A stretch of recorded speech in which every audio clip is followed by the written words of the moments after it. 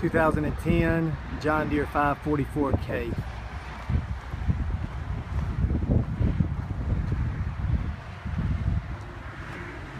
The tires hold air, they don't leak down, but you will see there's a couple of gouges in several spots. Looks like it's been run on rock. It's still got a lot of tread, but you'll just see a divot or two out of the tires, and it's like that on all the tires. Probably 50% rubber on them. Like I said, they don't leak. It's been here for a month or so, and so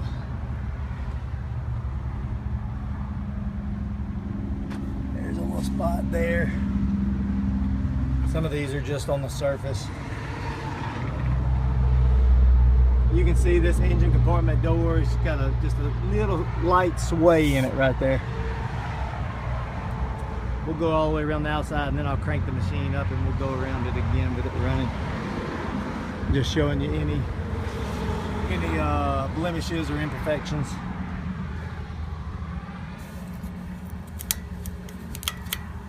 Some of these parts like this are not made by John Deere. They're just added on later, and sometimes they don't get quite as good of a paint job on them.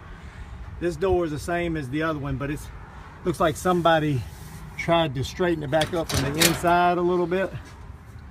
So you can see how it's had some dings on it.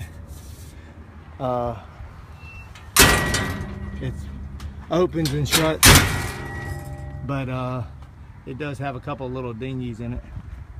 Again, the tires are the same all the way around.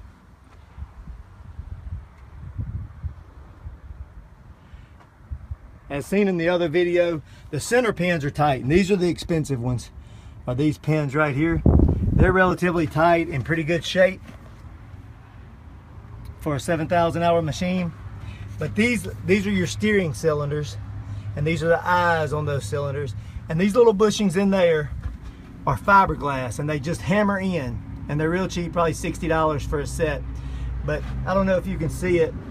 Like right here is the center of the pin, and you can look down through the center and see that it's a little push forward off centered, and that shows you about how much slack are in those. And it's like that.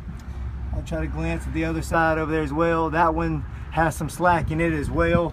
I sent another little video that shows those moving. If you rewatch that video, you'll see the movement in those as I'm steering the machine back and forth.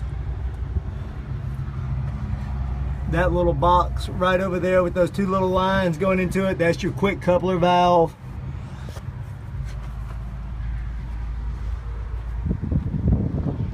It does have the quick coupler. It's a JRB, real popular brand, so it won't be any problem finding a set of forks that have this JRB quick coupler design on it, and I'll show you how that works when I get inside the cab of the machine.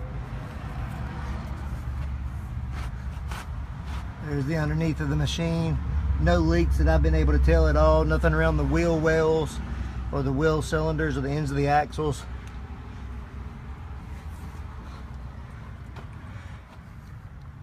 I said it's a JRB quick coupler, but it has the same design, but it's actually made by John Deere, as you can see right there. This is also a John Deere bucket, about 3 yards. Got a good cutting edge on it. Maybe a little bit of dings and dents in the bottom of the bucket, but for the biggest parts, in good shape.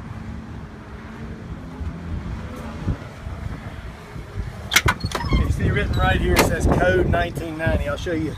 This one's got an electronic keypad, so it has to be operated with the code, but you can also go in and take that off.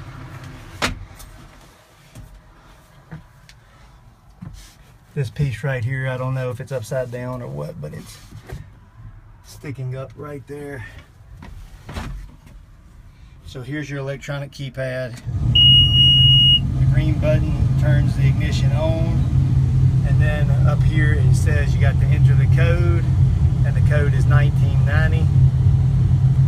So go to 1, enter, 9, enter, 9, enter, 0, enter, and then this sets it, this arrow button, and then the entire screen comes up. 7,401 hours. You push both these buttons, it'll tell you how many miles that is, which is 16,635, which means it probably sat around and idled a lot. And then back to your green button, we'll crank the machine.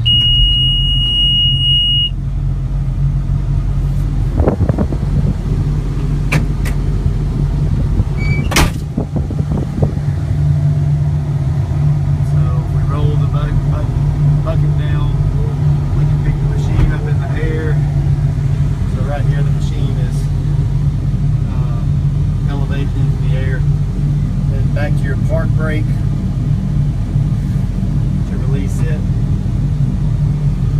And so you can see these tires aren't even touching the ground, they're just spinning. Let's put that back down and we'll run around the yard here. Alright, so put it in first gear. The steering wheel actually controls down here, so you can pull the steering wheel back and forth to you and set it where you like it. Air conditioner blows good in this machine. So that's first gear. Second gear. Third gear. And fourth. This machine has ride control on it as well as the 624, which is seen on that button right there. And what that does is when there's a load in the bucket and you're riding around and you hit a bump, these cylinders on the bucket take the shock so the whole machine is not bouncing. But then here in your reverse, there's first, second, third, fourth. It's kind of hard to get a good envisioning of what I'm doing here, but the machine steers smooth, runs smooth.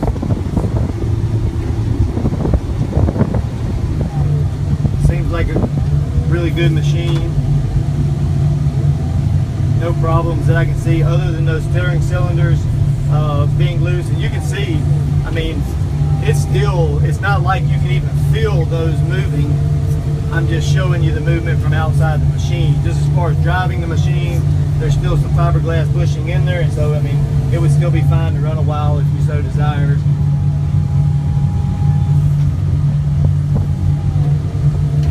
I'll leave it running here. We'll set the parking brake and we'll leave it running so we can look at blow by and different things like that.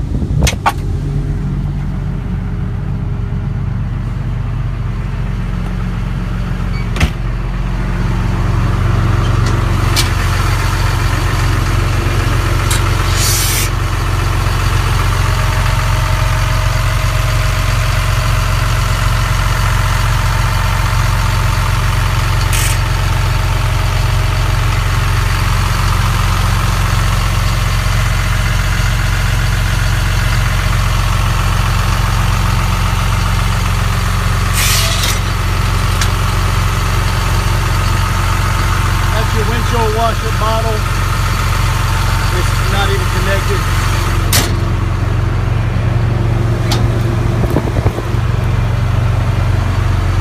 Machine's super clean, no rust.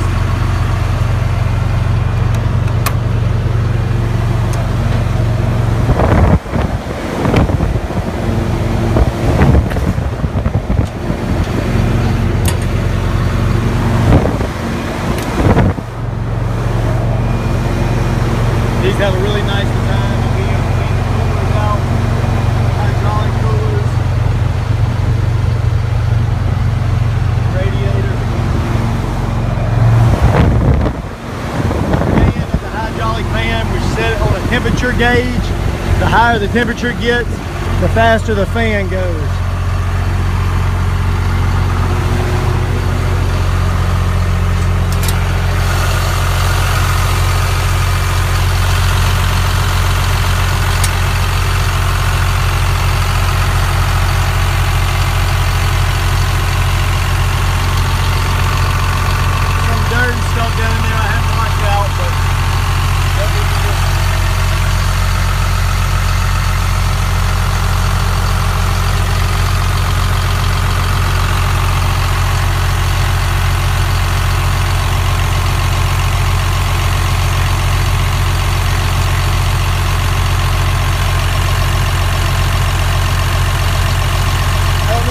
on the camera or not, but it is slightly visible, but definitely in great shape.